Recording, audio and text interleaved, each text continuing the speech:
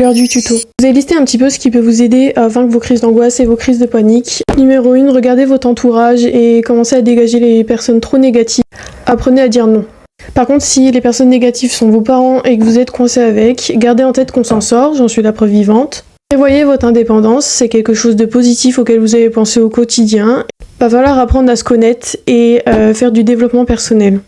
Le développement personnel va aussi vous apprendre à faire de j'arrive pas à le dire, introspection, voilà, c'est bon. Ça va vous permettre de trouver les peurs irrationnelles qui vous causent les crises d'angoisse. Pour ce faire, je vous recommande les livres de Lise Bourbeau. Voilà, je pense que vous les avez déjà vus, je vais vous les mettre en bio, comme ça vous avez le lien directement. Et pour les crises d'angoisse, je vous conseille ce livre-là, c'est vraiment une pépite. Moi, il m'a énormément aidé. On va travailler sur nos peurs irrationnelles parce qu'elles vont vous créer des rituels qui vont vous donner des crises d'angoisse. Par exemple, avant de sortir, si vous avez peur littéralement d'être malade sur la route ou quoi ou qu'est-ce, vous allez aller aux toilettes plusieurs fois. Et vous allez remarquer qu'à ce moment-là, vous allez être angoissé. Donc ce rituel, va falloir le dégager pour se sentir mieux après.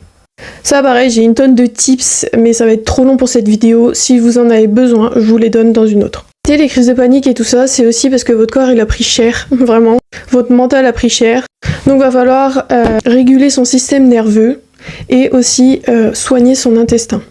Le cerveau et les intestins sont liés, donc si un ne va pas bien, l'autre n'ira pas bien non plus. Un complément vraiment qui m'a permis de ne plus jamais refaire de crise de panique, c'est l'inositol. En fait, c'est pas très compliqué. Dans votre cerveau, quand vous faites une crise d'angoisse, vos neurones n'arrivent pas bien à se connecter et à transférer les informations. Donc le cerveau ne comprend pas. Vous faites une crise de panique. L'inositol est là pour aider vos neurones à se connecter correctement, message correctement transmis, plus de crise de panique. Vous verrez les effets sous 2 semaines. Aussi une très bonne hygiène de vie, faire du sport, vous reposer surtout.